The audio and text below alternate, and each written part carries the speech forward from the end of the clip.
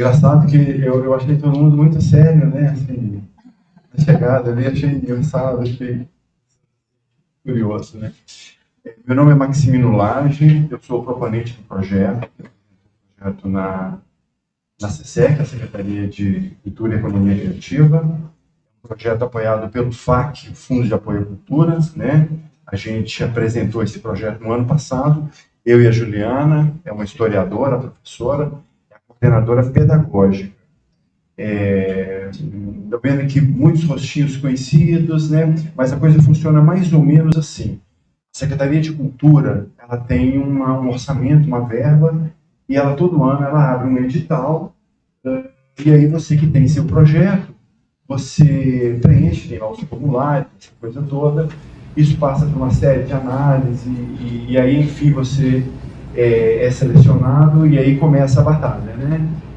Para você realizar aquilo que era um sonho seu, uma ideia que você tinha de projeto, e aí você vai atrás do local, enfim, você vai atrás das pessoas, vai tentar fazer essa ligação. Eu também sou presidente do IBC, o Instituto Bem Cultural, é uma OSC aqui de Brasília, que faz uma série de eventos, né? Uma série de projetos. A gente esteve até o ano passado, até 2020, ocupando ali o Espaço Cultural Renato Russo, durante 2 anos a gente fez a abertura. A gente está fazendo atualmente a ocupação do projeto, do programa educativo do museu. Eu estou até com a Aninha, a minha vice-presidente, a Rosiane está ali atrás também.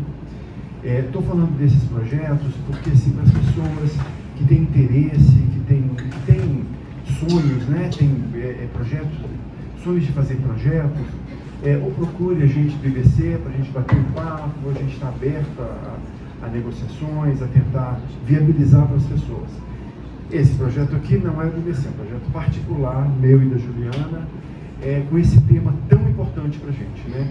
Eu queria agradecer muito a presença de todo mundo, agradecer, assim, do coração a Secretaria de Cultura, que é engraçado isso, né? A gente está num espaço da Secretaria de Cultura, a Secretaria de Cultura do GDF foi a secretaria no país que mais investiu em cultura nos últimos 2 anos, e esse projeto aqui só se realiza graças à Secretaria de Comunicação e Economia Criativa.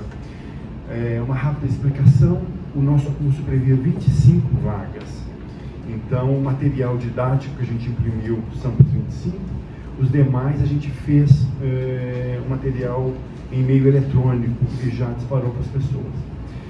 Então aproveitem, eu deixo aqui com a coordenadora pedagógica, que é quem vai acompanhar vocês, e eu vou tratar só dos problemas. Os problemas que acontecerem, vocês me procurem, tá bom? Um abraço.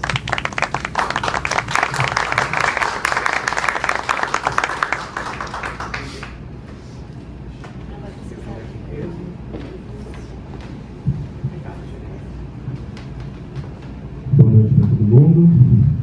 Me chamo Rodrigo, eu sou gerente de atendimento e bibliotecário. Não pode continuar falando? Então, eu trabalho aqui na Biblioteca Nacional e estou aqui representando a diretoria.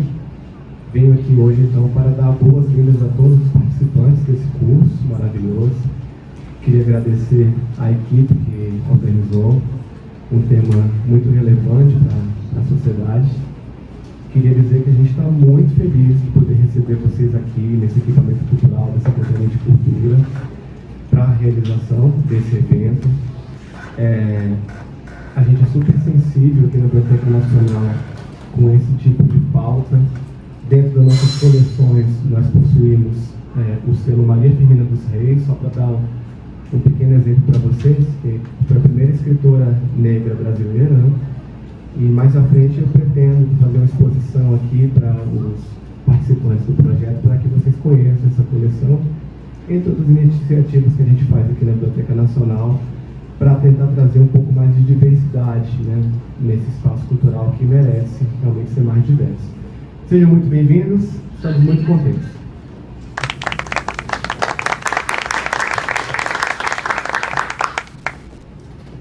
Olá, boa noite, eu me chamo Juliana. Eu sou a organizadora pedagógica, né, desse projeto maravilhoso que a gente está gestando há mais de um ano. Entre a escrita, a elaboração, o ajuntamento, né, da equipe toda, há mais de um ano. Esse projeto é um projeto muito importante para a gente. Já aconteceu uma outra vez, há 10 anos atrás, e nós temos aqui um colega que fez o curso pelo sindicato, há 10 anos atrás, um curso muito parecido com esse, que é um curso de formação para as pessoas que se interessam no estudo e no ensino das histórias africanas. A gente vai trabalhar aqui com metodologia e com professores que têm narrativas muito diversas. Vocês vão perceber isso muito claramente na fala de cada um deles. Irá participar do curso um corpo docente de peso, né? Amanhã vocês terão aula com o professor Rafael Sanzio. Imagino que muitos de vocês aqui conheçam o trabalho dele, um professor da UNB, reconhecido nacionalmente e internacionalmente. E ele fará uma apresentação para a gente amanhã, na aula de 4 horas. Depois dele, virá o professor Guilherme Lemos. Para quem está com a apostila impressa em mãos, ou mesmo para quem não está com a apostila impressa, já está aí no seu e-mail, no seu WhatsApp. O Guilherme Lemos é um doutor em História da África e vai fazer uma ponte muito bacana na análise dele, por isso que eu coloquei ele tantos dias para poder falar com vocês, entre a história da África do Sul, né, e do Brasil. Essa ponte, para a gente, ela é muito importante. O nome do curso, ele não é por acaso, ele foi muito bem pensado. São visões de África, as visões de vários professores, e o nosso objetivo principal aqui também, no que tange ao Distrito Federal, é a visibilidade da população preta do DF no entorno. Então, a gente vai falar muito sobre esses temas. Vamos trazer muito para vocês a bibliografia, indicação de bibliografia. Haverá dinâmicas ao longo do nosso curso, que vai acontecer essa interação. Eu gostaria muito, como aconteceu no primeiro curso, que as pessoas se interagissem, né, e tivesse essa troca de experiência com o trabalho que cada um faz no estudo das histórias africanas. Nosso objetivo aqui são narrativas plurais. É basicamente isso. A gente veio apresentar para vocês, tanto por meio da apostila quanto das aulas dos professores, várias narrativas acerca da interpretação das sociedades africanas. Vamos fazer aqui hoje o inverso do que a vida inteira nós fizemos, né? De uma história colonialista, etnocentrista. A gente vai fazer justamente o inverso disso. E vai ser uma verdadeira revolução na vida de vocês. Isso eu tenho certeza, né? Ele pode confirmar no curso que nós fizemos há um tempo atrás. Então, eu quero agradecer de coração a presença de cada um de vocês, dizer que eu sou a responsável pedagógica por tudo que acontece, então, se acontecer qualquer problema, podem me procurar. Vocês têm acesso a mim, né, pelo grupo aí de WhatsApp. E eu preciso dar um recado logo de início, antes de apresentar a Nana Matos, que ela vai fazer uma performance para a gente aqui na frente. Quando nós estávamos selecionando os professores para fazer a apresentação para vocês, eu não quis abrir mão de forma alguma do Rafael Sanzio. Acontece que, em virtude do cenário, né, que nós vivíamos há um ano atrás da pandemia, eu reduzi ao máximo o número de participantes. Então, nós colocamos os 25. Como as regras sanitárias se modificaram, a gente conseguiu abrir para um número maior de pessoas. E ele me solicitou que não fizesse a apresentação presencialmente, em função do momento que a gente está vivendo. Então, a nossa aula amanhã, especificamente, somente a aula de amanhã, será por meio da plataforma Zoom, que será disparado para vocês hoje ainda por WhatsApp e por e-mail, com todas as instruções de como devemos acessar a aula do professor Rafael Santos. Depois de passar o susto, né, que seria essa aula virtual, depois em conversa, em interlocução com ele, a gente chegou à conclusão que realmente vai ser melhor. Porque o professor Rafael Santos, ele trabalha muito com cartografia. E ele gosta que as pessoas coloquem mais a mão na massa do que ele próprio, né? Ele faz aquela aula invertida, né? São os alunos que trabalham mais do que ele. E você vai precisar de uma mesa, e você vai precisar de escrever muito, e fazer trabalhos interdisciplinares e em grupo. Então, é melhor virtualmente do que presencialmente. Então, eu gostaria que vocês compreendessem essa exceção do nosso curso, porque o nosso curso ele é todo presencial, né? Quando nós escrevemos, a gente previu que seria todo presencial, mas por conta dele ser uma pessoa muito relevante para o nosso trabalho, a gente resolveu mantê-lo, mas pela plataforma digital, pelo Zoom. Tranquilo? Todo mundo já imagina que a pandemia trouxe isso, né? Para gente, essa familiaridade com a tecnologia. Então, acho que o Zoom não vai ser um bicho de sete cabeças para ninguém, não. Quer dizer, exceto para mim, né, Joyce? Exceto para mim. O depoimento de um inscrito, do Leandro Lira, para depois a apresentação da Ana. Mas aí eu vou adiantar um pouquinho. Posso, Leandro? Posso? Você pode vir aqui, então, por favor? E aí eu vou querer para ele fazer o depoimento dele, da participação dele no curso até agora. Enquanto isso, a Nanã termina de se arrumar.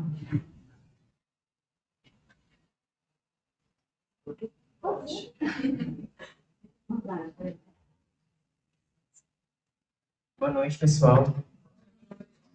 Prazer, meu nome é Leandro Lira. É um prazer imenso partilhar esse momento com vocês.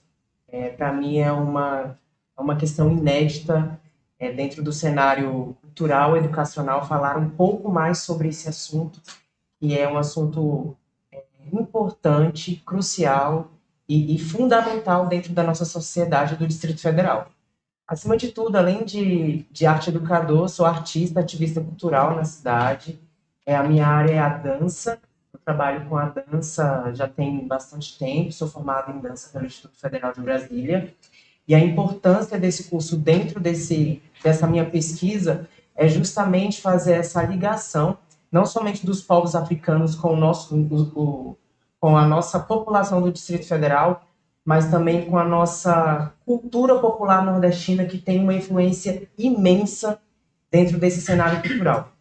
Eu trabalho com a cultura popular nordestina, principalmente com o maracatu, com o frevo, com o chachado, com o cavalo marinho, que tem essas origens. E aí eu me senti nesse lugar de partilhar um pouco dessa vivência, trazer um pouco dessa realidade dessa população negra para dentro desse trabalho, não somente como militar sobre isso, mas trazer a fundamentação das nossas raízes e da nossa importância dentro desse cenário cultural. Então, sem delongas, eu quero agradecer a oportunidade, mais uma vez, de estar aqui, a transparência desse curso, de como eu fui atingido, como eu fiquei sabendo desse curso também, como fui selecionado, como pude estar aqui, em meio a tantas loucuras, a tantos embates culturais, a gente consegue dialogar entre esse lugar educacional e cultural. Então, mais uma vez, ao Max, a Juliana, ao Instituto Bem Cultural, à Secretaria de Cultura e Economia Criativa do Distrito Federal pela oportunidade. Eu acho que tinha tanta gente querendo participar desse momento, desse curso, e eu espero que nós sejamos essas extensões para essas pessoas que gostariam de estar aqui e também as outras pessoas que ainda nem têm dimensão da importância da nossa força negra, da importância da nossa ancestralidade e das nossas raízes. O meu muito obrigado e aproveite o curso. A gente vai dar início à segunda parte do nosso curso, né? Agora iniciando a nossa palestra. Eu gostaria de saber se o som tá bom aí atrás. Tá bom, né? Ótimo. É porque eu vou precisar ficar nesses 2 microfones alternando por conta das filmagens, tá? Hoje nós estamos iniciando um dia muito importante, né? Um passo de resistência contra o silêncio de milhões de pessoas no passado e no presente. Esse silêncio, sabemos, é por conta da determinação de uma voz única. Quando o silêncio compõe corpos de meninas e meninos ao longo dos séculos, nesse país de dimensões continentais. Buscamos com esse curso de formação narrativas plurais, como eu já havia falado inicialmente, com a valorização das artes e ancestralidade, com a nossa querida Naná Matos, com a valorização da produção literária de Carolina Maria de Jesus em Quarto de Despejo, como forma de sair da sua invisibilidade social em que se encontrava no início do século XX. Buscamos ainda dar visibilidade às histórias produzidas pela única docente negra no Departamento de História da UNB. A docente a que eu me refiro é a Ana Flávia Magalhães, alguém muito conhecida e que escreveu um livro que se chama Escritos de Liberdade. Eu trouxe uma bibliografia para vocês e eu vou apresentar cada um desses livros. Este livro tem uma importância histórica muito grande. Foi um esforço de pesquisa, o Escritos de Liberdade, no qual ele traz literatos negros, como Ferreira Menezes, e ela vai fazer uma análise de quem eram esses homens que produziam literatura no século XIX junto com Machado de Assis. Tá? Fica essa dica muito importante desse livro, acabou de ser lançado há pouco tempo, e é de uma historiadora que se chama Ana Flávia Magalhães, que é aqui da UNB. E como eu sou da história, eu vou aproveitar e falar um pouquinho sobre o livro A Razão Africana. Eu não sei se vocês conhecem este antropólogo, historiador. Eu preciso destacar esse livro, que se chama A Razão Africana. Ele ganhou o Prêmio Jabuti em 2021. E é um livro muito importante numa reflexão sobre o pensamento africano contemporâneo, que é algo que se produz muito pouco aqui no Brasil. Tá? Fica a dica desse livro. E é uma literatura fluida, não é aquela literatura acadêmica demais, você consegue ler ela tranquila, de boa, e sem muitos problemas. Para encerrar, a gente vai fazer uma referência a alguém que tem sido uma luz aí também no meu caminho, e imagino no caminho de muitos de vocês também, né? Que é a Sueli Carneiro. A Sueli Carneiro, ela é uma feminista negra, uma importante mulher do movimento negro no Brasil, fundadora do Instituto Geledés. Conhece esse instituto? Importantíssimo. É muito importante a gente falar sobre ele. E que agora, em 30 de abril, recentemente, completou 34 anos de existência. Né? E tem um material muito bom, principalmente para quem é professor. É uma plataforma bacana, segura de acessar, né? Porque hoje, com esses conteúdos da internet, a gente vai falar muito sobre isso aqui também. Né? A gente tem que tomar muito cuidado com o que a gente assimila, né? Desse campo. E eu escolhi de todos os discursos, de todas as coisas que eu já li da Sueli Carneiro, eu acho que essa frase é a mais significativa. Ela será o nosso norte, com base no provérbio africano que eu acabei de colocar ali no primeiro slide. É impossível você construir um Estado democrático de direito sem a igualdade racial. E a igualdade racial passa necessariamente por políticas públicas. Não existe outra forma. Não existe outra forma. A gente está tentando fazer políticas de reparação há muito tempo. E se o Estado não estiver à frente disso, isso realmente não acontece. E a gente tem percebido bem ao contrário. Então, eu acho essa frase dela muito significativa do que nós vamos fazer aqui hoje, para que a gente reestabeleça esse pacto, né, que os cidadãos brasileiros precisam assinar junto com o Estado, que é o Estado democrático de direito, de seguir a Constituição. A gente vai falar da Constituição aqui também. A gente precisa da igualdade racial. Lélia Gonzalez é outra pessoa muito importante também para a construção dessas políticas públicas, né? responsável muito por pressionar o Estado no sentido de construir essas políticas que visam a equidade racial. Eu coloquei aqui um breve histórico dela e eu vou falar de várias pessoas, eu acho importante, porque muitas vezes a Lélia pode ser conhecida para uns, mas às vezes pode não ser conhecida para outros, né? Eu vou querer ouvir um pouquinho de vocês também para eu conhecer um pouco o meu público, né? Eu não sei se é uma maioria de professores ou não, ou é uma maioria de pessoas interessadas que quiseram voltar aos estudos. Nós temos aqui a Nita. A Anitta acabou de me confidenciar, se eu puder falar, por favor, ali fora, que ela teve uma formação na escola muito eurocêntrica e de muitos anos atrás, e que ela está buscando aqui no curso justamente uma outra narrativa, uma outra visão de mundo que possa fazer com que ela expanda seus horizontes. É por aí, não é?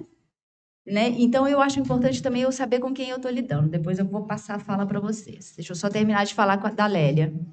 Ela é uma mineira, fundadora do Movimento Negro Unificado em 1978. Ela teve um papel muito significativo na construção das leis que hoje nós estamos usufruindo delas. É interessante perceber isso, né? Eu falo isso muito com os meus alunos, as leis não caem do céu. Elas são construídas por pessoas que estão lá atrás. Então, nós somos uma continuidade dessas pessoas. E por isso é importante que a gente lembre dessa trajetória, né? Ela vai idealizar o primeiro curso de cultura negra na Escola de Artes Visuais. E vai colocar no currículo também as danças afro-brasileiras. Por que não? Por que não? Ela se perguntava e perguntava para os demais. Por que não? A gente pode incluir isso no currículo também. Lélia vai acreditar que a cultura deveria ser pensada de forma plural e usada como ferramenta de conscientização política. Olha que bacana isso. Gente, eu estou falando de 1978. De um tempinho bom, né? Precursora lá atrás. Vou falar um pouquinho como a África entrou na minha vida, bem brevemente, não vou ficar falando muito, é só para vocês terem uma noção, né? Eu cheguei a Brasília há aproximadamente 20 anos, e eu fui direto para uma disciplina no mestrado na UNB. Lá eu fiz grandes amigos, inclusive um que era para estar conosco aqui nesse curso, que é o Estevão Thompson, que é um professor hoje de História Atlântica, mas também em virtude da atual situação que a gente vive da pandemia, ele não pôde estar conosco no presencial. E nessa disciplina é que eu conheci a expressão África Atlântica. Foi pela primeira vez, foi quando eu ouvi essa expressão. Foi em 2005.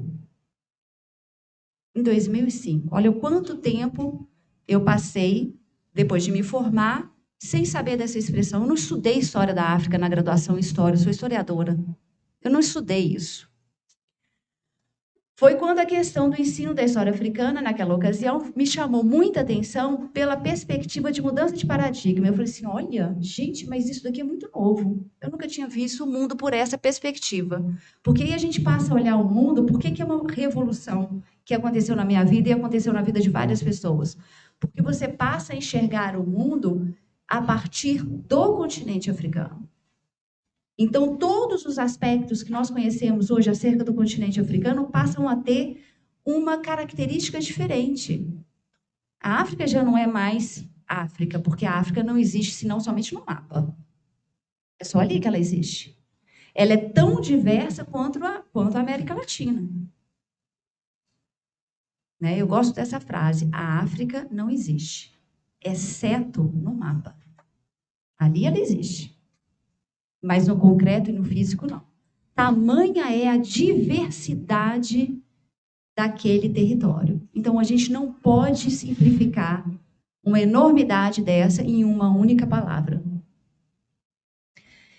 Em 2005, eu começo a estudar, e aí eu faço o curso de formação, né, em História Atlântica e África Negra, e fiquei tão empolgada com a história que eu falei, gente, mais gente precisa saber disso. Foi aí que eu fiz o primeiro curso de formação para professores de História da África. E foi aí que vários professores se formaram no tema, porque foi lá no início também da lei, né? A gente vai falar um pouquinho, aliás, vai falar bastante aqui da Lei 10.639. Então, as pessoas estavam um pouco perdidas. Como é que a gente faz para trabalhar isso? A gente não teve formação, como é que vai fazer? E o curso veio dar uma luz, e muitos seguiram o caminho do ensino das histórias africanas, né? O entusiasmo pela educação é uma coisa que eu sempre tive em mim, sempre tive.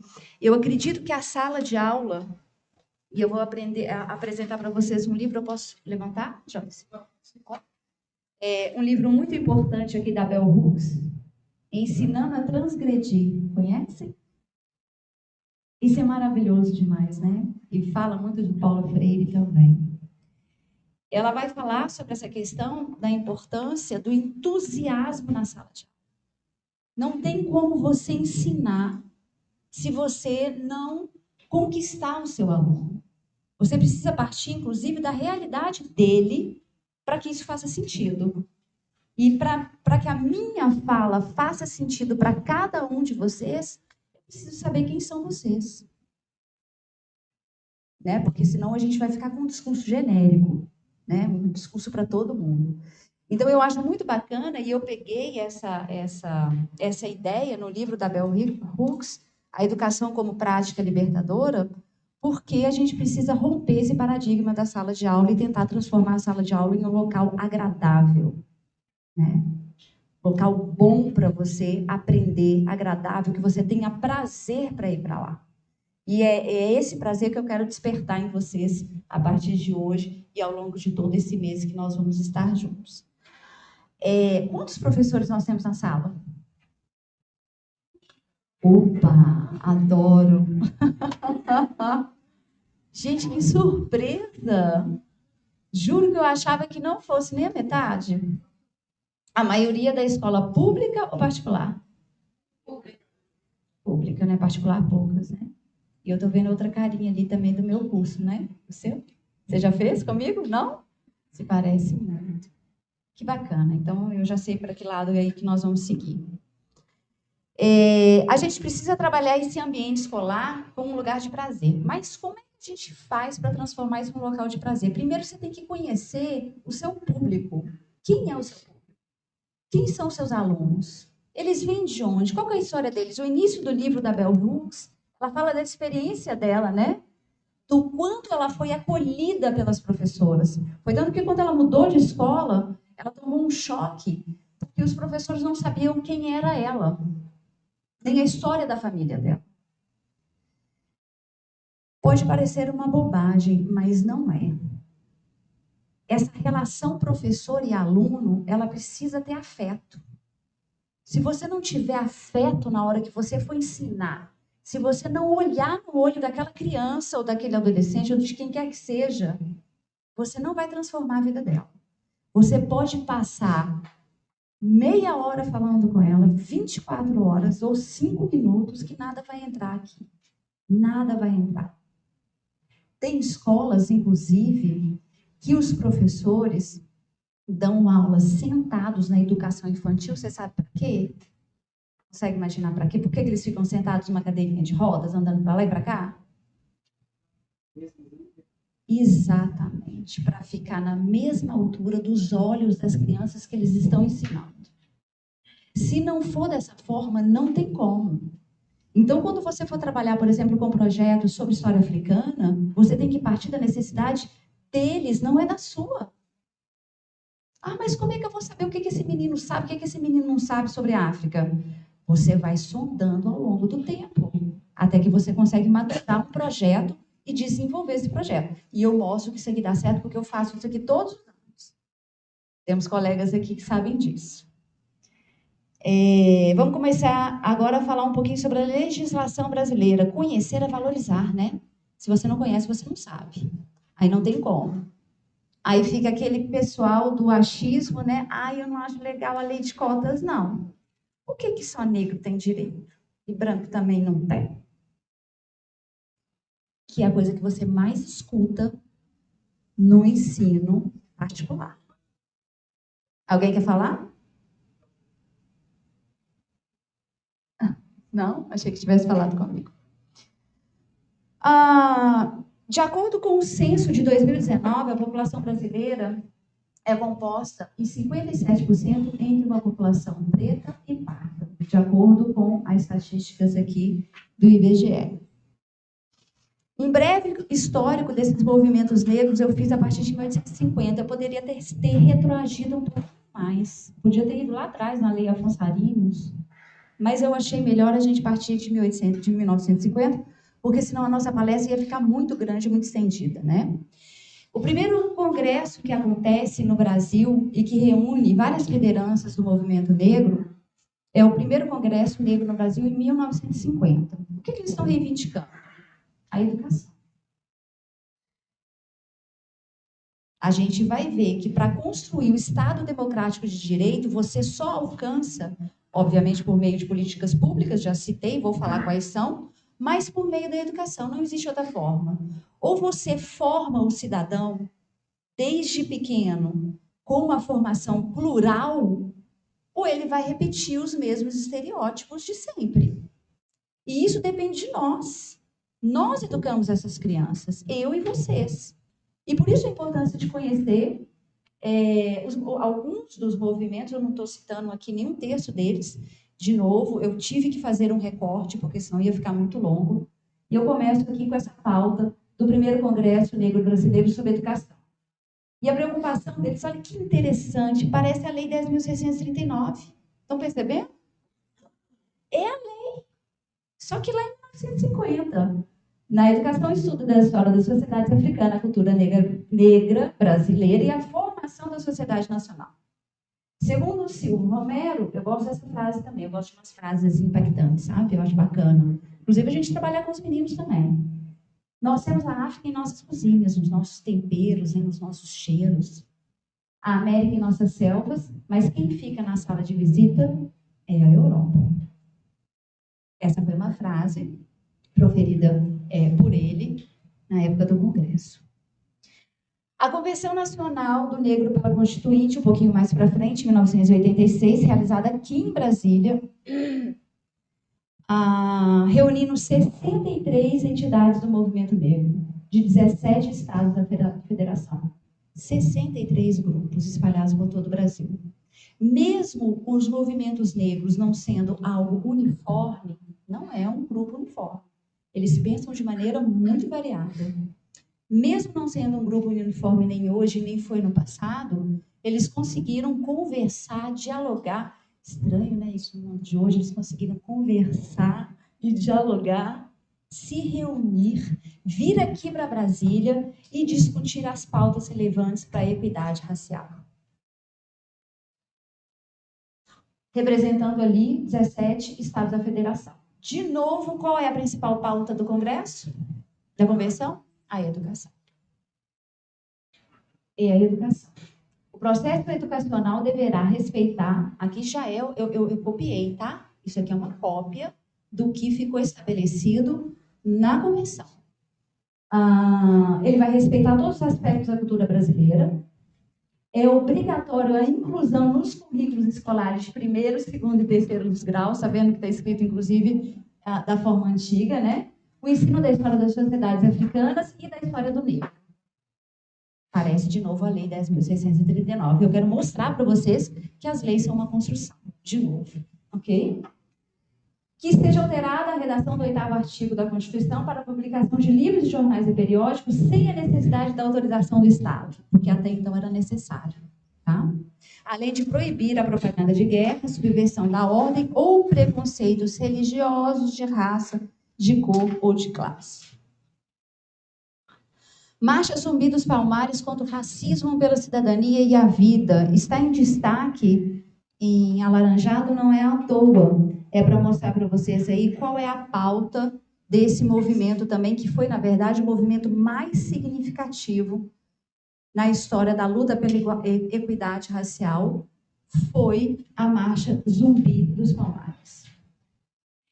Ela acontece em 1995, aqui em Brasília, no dia 20 de novembro, em que vão se reunir 30 mil pessoas. Com esta pauta, essas 4 pautas que eu coloquei aqui para vocês, aí eu tive que fazer uma seleção, tá? A implementação da Convenção sobre a Eliminação da Discriminação Racial no Ensino, Então, foi determinado isso. A gente precisa produzir um ensino, uma base curricular que elimine as discriminações. E, para isso, foi excluído, inclusive, livros didáticos e de literatura também. Então, alguns livros meio que foram para uma lista aí não muito acessada, né? E alguns, inclusive, proibidos de serem adotados na rede pública de ensino. Monitoramento do material didático controlados pela União. Então, a União agora teria a prerrogativa de analisar esse material, né? Obviamente, por uma equipe técnica que conseguiria ver se aquele material seria adequado ou não adequado para o ensino das histórias africanas. Desenvolvimento de programas permanentes de treinamento de professores e educadores que os habilite a tratar a questão racial. Quantos de nós recebemos esse treinamento? Alguém já recebeu? Do Estado? Porque às vezes mudou e eu não estou sabendo. Quando é que nós tivemos esse treinamento? A gente não tem esse treinamento. A lei veio 10.639, chegou até nós, veio uma enxurrada de livros didáticos escrevendo várias coisas, e a gente está se virando para poder cumprir aquele programa. Mas treinamento nós nunca tivemos. Tá? Identificar as práticas discriminatórias nas escolas e o impacto dessas na evasão escolar. Né? Eles juntaram uma coisa com a outra, olha que incrível, né? Que a discriminação racial gera evasão escolar, é claro. Né? Qualquer prática que diminua o outro, né? Que pratique o bullying e que veja que o diferente é inadequado, que exclui aquela pessoa, a pessoa não vai se sentir bem. De novo, a Bell Hooks. Você precisa se sentir bem na sala de aula, acolhido. Quando você está bem confortável, o ensino entra dentro de você de uma maneira completamente diferente. Né? Às vezes a gente tem aquele menininho que está ali no cantinho, que não está bem, não se relaciona com ninguém, né? E às vezes quando a gente consegue acessar essa criança por meio das artes, né? Ou da história, ou dos projetos, e acaba trazendo essa criança para o grupo, e ele fica mais tranquilo, e aí a aprendizagem flui com mais naturalidade, né? Legislação contra o racismo, não podia deixar de citar o nosso deputado federal Carlos Alberto Caol, que vai determinar o racismo como um crime. E a nossa Constituição, em 1988, que determina que a prática do racismo é um crime inafiançável e imprescritível. A gente lê isso daqui, né, e fica só lembrando do jornal, né? Eu fico assim, toda vez que eu leio essa frase, eu penso nos jornais. Se a prática do racismo ela foi confirmada e você conseguiu provar, por que a Constituição não é respeitada e transforma esse crime em algo inafiançável e imprescritível? Porque não é o que a gente está verificando, não. Não. Nós vamos falar um pouquinho aqui sobre números também, de denúncias contra o racismo. Os números estão só crescendo. Só crescendo. E eles estão crescendo porque as pessoas estão denunciando cada vez mais. As pessoas não estão mais se calando, principalmente com essa ferramenta aí, que hoje a gente tem uma arma na mão, né? Que basta filmar. Então, está crescendo vertiginosamente, a gente vai falar sobre isso também. O Estatuto da Igualdade Racial, em 2010, é um trabalho muito importante. Nós vamos chamar um palestrante que se chama Giovanni, e ele trabalha numa Secretaria de Igualdade Racial aqui no Distrito Federal, não sei se vocês conhecem, o Giovanni, e ele vai falar bastante aí desse estatuto, mas eu quis citar, porque ele é muito importante, porque faz um trabalho em várias áreas, na saúde, na educação, na cultura, na capoeira, na religiosidade e no trabalho. Esse estatuto, sancionado em 2010, ele vai estabelecer uma garantia mínima para a população negra de oportunidades iguais nesses diversos setores. A defesa de direitos étnicos, individuais, coletivos e difusos e o combate à discriminação. Esse estatuto vai ser um guia também para essas pessoas conseguirem denunciar as práticas de racismo cotidiana que acontecem na nossa sociedade. A CEPI, em 2013, eu acho que vocês conhecem, né? Lembram dela? Que foi uma secretaria criada importantíssima, também em várias áreas de atuação do governo federal aqui, em que vai atuar na economia, nas cidades, na saúde, na cultura, e que foi inaugurada aqui pela Matilde Ribeiro, que é uma mulher muito forte também, que luta muito pela equidade racial no nosso país. A CEPI, que tinha status de ministério, não sei se vocês se lembram, né? Fez muitas transformações e muita coisa importante aí na luta pela promoção da igualdade racial, mas infelizmente foi extinta. A legislação contra o racismo no Brasil, eu falo um pouquinho sobre as acusações do racismo, que aumentou 1.190% entre 2010 e 2016, e eu imagino que esse número seja muito maior, né? Muita gente acaba deixando para lá, falando, não vou mexer com isso, eu estou cansada, né?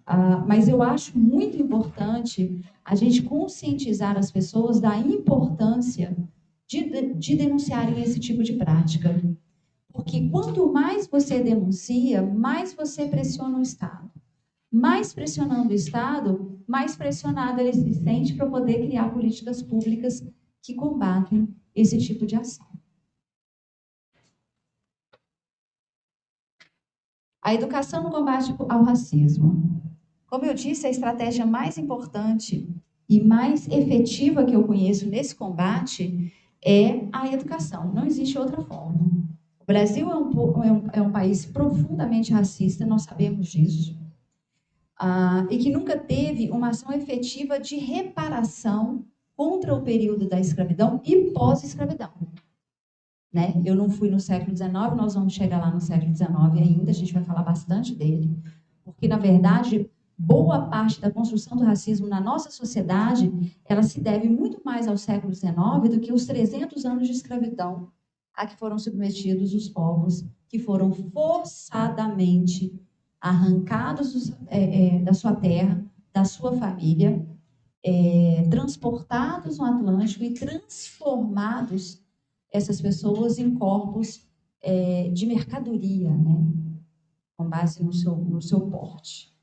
E para fazer a reparação disso, a gente vai precisar de um tempo bom.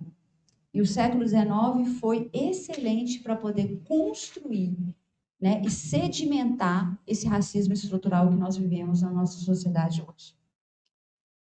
Bom, por anos houve um esforço sistemático para enfraquecer a população. A gente vai falar, sim, sobre as políticas eugenistas. Vamos falar assim, tá? Acreditava-se que a razão do atraso era a presença de pessoas negras na nossa sociedade. Estou falando do século XIX. Além disso, tentam apagar o nosso passado escravocrata. Sabe-se muito pouco do que foi a escravidão. Se as pessoas conhecessem a nossa história, dificilmente iniciariam esse mito de democracia racial. É um texto que eu peguei do Geledés, que eu gosto muito. Eu não sei se vocês sabem, aí fica mais uma dica. O Max começou com uma dica lá atrás, falando do FAQ, que cada um de vocês pode, sim, é capaz de fazer um FAQ, né, de escrever um FAQ e conseguir transformar o seu sonho em realidade por meio desse patrocínio, né, da Secretaria de Cultura e Economia Criativa em realidade. E o Geledés também está nos dando essa oportunidade. Não sei se vocês entraram há pouco tempo. Lá tem uma parte em que vocês podem escrever os seus artigos, né? Lira, você já deve saber. Os artigos dos temas que vocês acharem pertinentes, obviamente em relação à causa negra, e mandarem para publicação no site. Este eu peguei de uma pessoa que não é da equipe do Geledés. Foi alguém que fez essa contribuição. E eu acho muito bacana, porque ali é um portal que dá voz para essas pessoas, entende? Dá voz de crítica para as pessoas que enxergam o mundo de forma mais plural e que lutam pela equidade racial no nosso país. Então, fica a dica aí, é possível você entrar no site do Geledés e colocar o seu artigo lá dentro. Eles estão com um concurso também. Tá lá. Não podia passar dessa maravilha antes de citar a Camila. Todos os anos eu faço um projeto da Semana de Consciência Negra em todas as escolas que eu trabalho. Eu acho que eu já sou vista assim, de vez em quando as pessoas olham para mim e falam assim, gente, eu não entendo essa menina só fala disso. Ela só fala disso. É tanto que quando eu falo Semana de Consciência Negra, ninguém nem discute não, só faz assim, ó. Você vai fazer o quê? Né? Em todas as escolas que eu passo é sempre a mesma coisa e a gente faz projetos belíssimos todos os anos.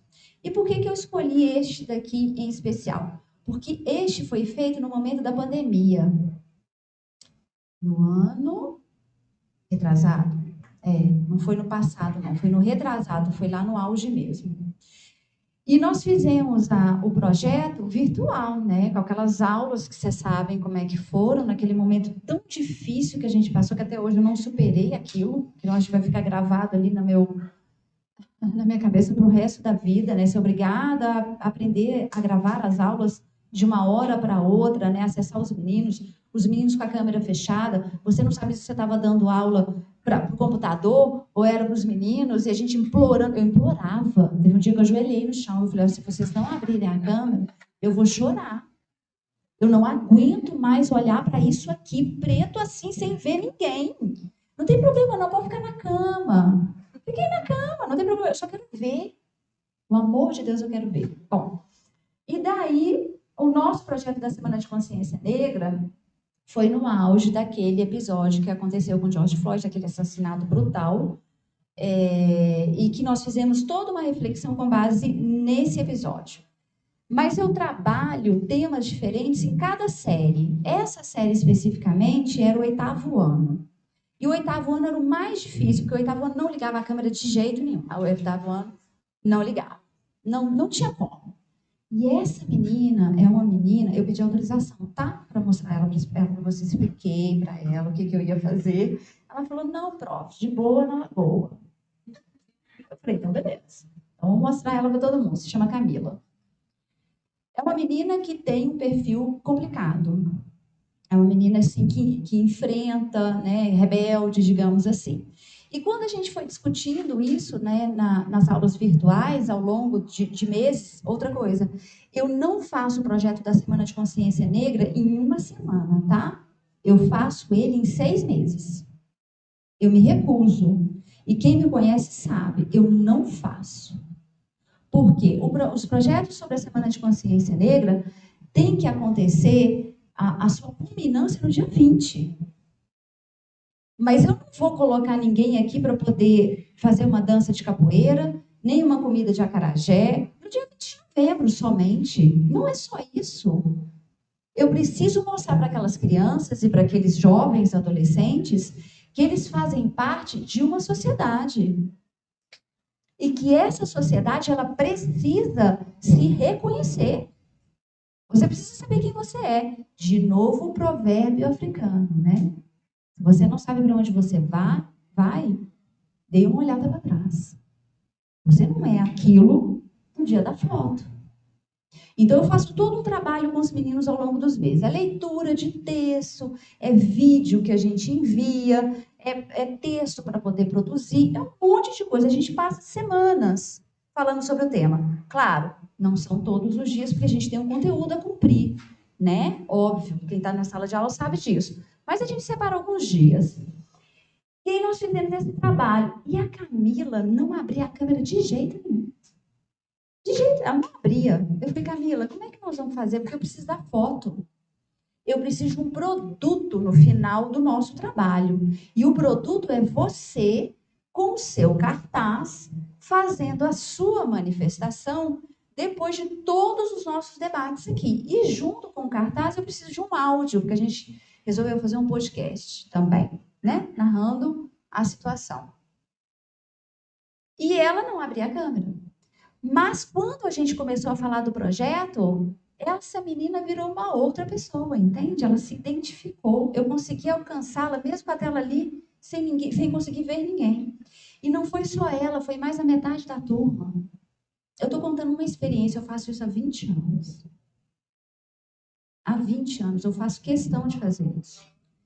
E só teve uma vez, aí eu vou contar um episódio bem triste para vocês. Eu passei há 20 anos, né? Por 20 anos eu passei por 3 escolas particulares e 2 faculdades. Dessas 3 escolas particulares que eu passei, 3 não, 4. Dessas 4 escolas, apenas uma não aderiu aos meus projetos da Semana de Consciência Negra. E foi muito triste de ouvir o que a coordenadora falou para mim. Quando estava chegando próximo da data, que eu já vi que ninguém estava se movimentando, tentando fazer nada naquela data, eu comecei a ficar angustiada. Eu falei, gente... Aí eu olhei o calendário, né? Que a gente sabe aquele calendário que a gente recebe lá atrás, né? No início do ano, que às vezes você não sabe nem onde é que está o calendário. Eu falei, gente, mas o calendário da escola está aqui, dia 20 de novembro, mesmo porque está na lei, né? A pessoa precisa colocar ali, toda a escola precisa colocar no calendário da escola que no dia 20 de novembro a escola tem que fazer qualquer coisa da Semana de Consciência Negra. Nem se for só colocar uma dança de capoeira aqui na frente. Mas tem que fazer. E chamar todo mundo, tirar foto e postar. Mas tem que fazer. E aí foi chegando a data e nada acontecia, até que aconteceu uma reunião próxima à data. E a pauta foi passando e nada acontecia. E a pauta terminou e eu falei, gente, e a Semana de Consciência Negra não vai ter nada? Ela falou, não. Vamos fazer o seguinte, já tem muito projeto, eu não quero causar polêmica na escola.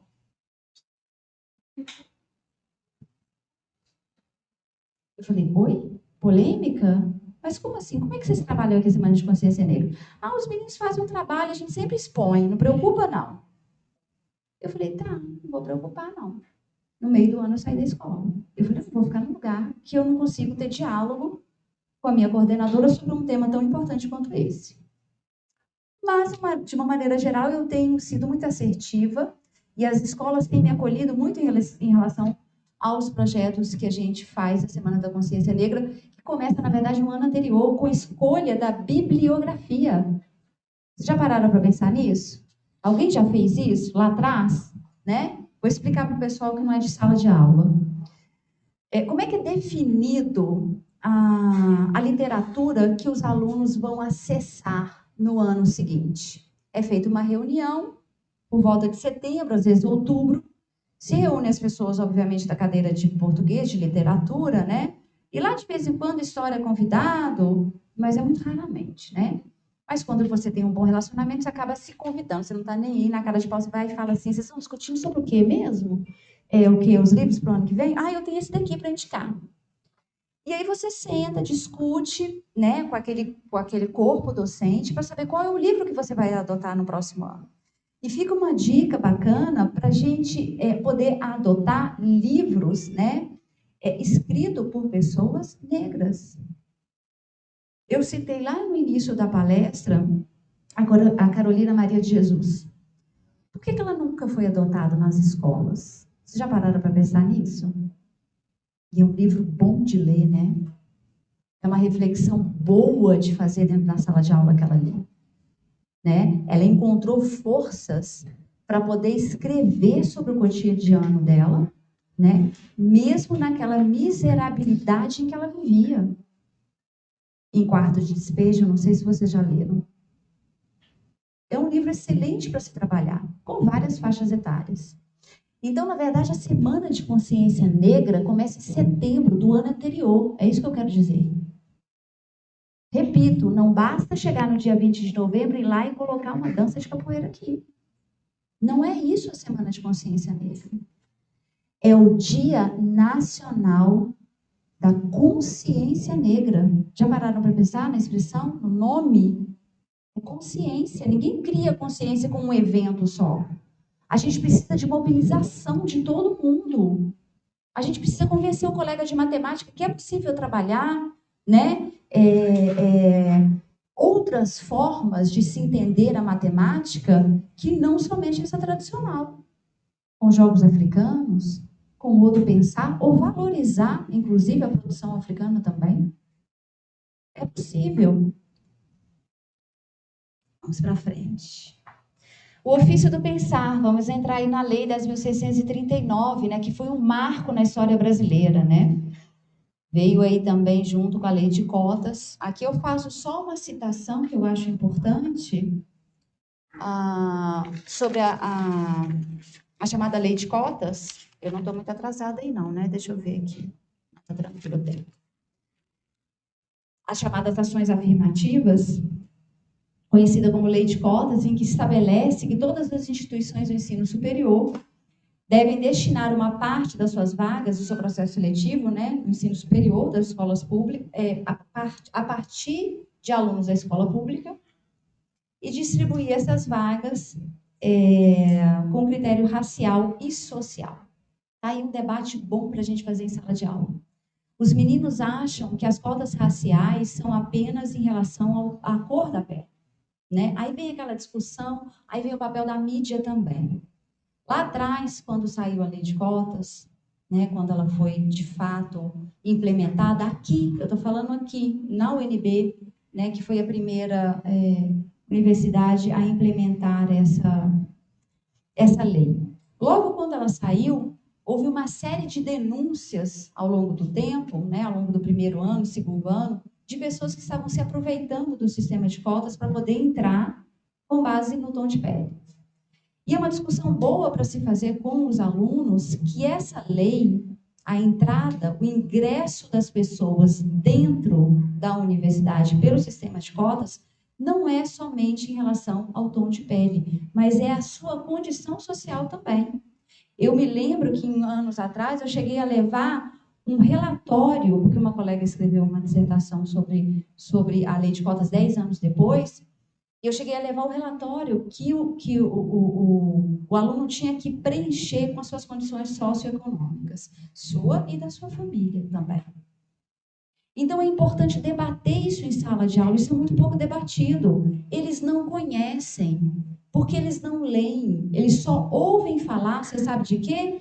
Das exceções, entende? Aquela exceção que saiu na mídia. Olha, aquele menino tomou muito sol e depois tirou foto e conseguiu entrar na UNB, porque ele ficou parecendo uma pessoa negra. Lembra disso que saiu nos jornais?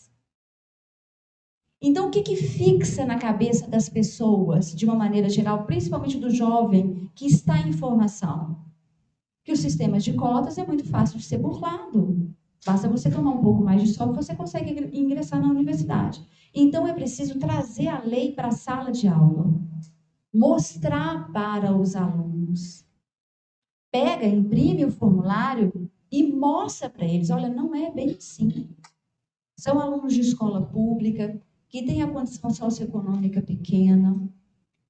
E mesmo com esses requisitos, que é obviamente uma prática de reparação, mesmo com esse perfil, a parte mais difícil do sistema de cotas não é fazer com que essa pessoa, esse menino ou essa menina entre na universidade, mas é que ele permaneça lá dentro.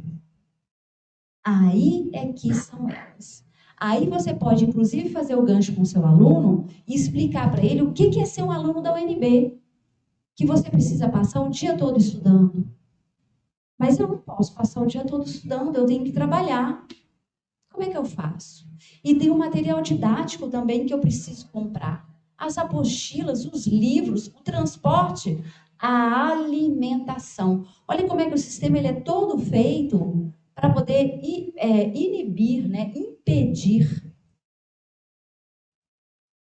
o acesso dessa população à educação. É muito difícil para uma pessoa de baixa renda, negra, da periferia, por exemplo, da Ceilândia, conseguir passar o dia todo na Universidade de Brasília, se o campus for no final da Asa Norte. Você me confunde. No final da Asa Norte. É transporte, é muito caro. Mas mesmo assim a gente venceu. Na verdade, a UNB venceu. Venceu porque ela coloriu a universidade depois de 20 anos.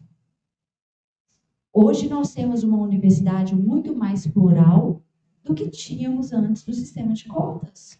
E é isso que vocês têm que mostrar para os seus alunos. É isso que vocês têm que discutir com as pessoas no seu entorno, no seu convívio, entende? Demonstrando para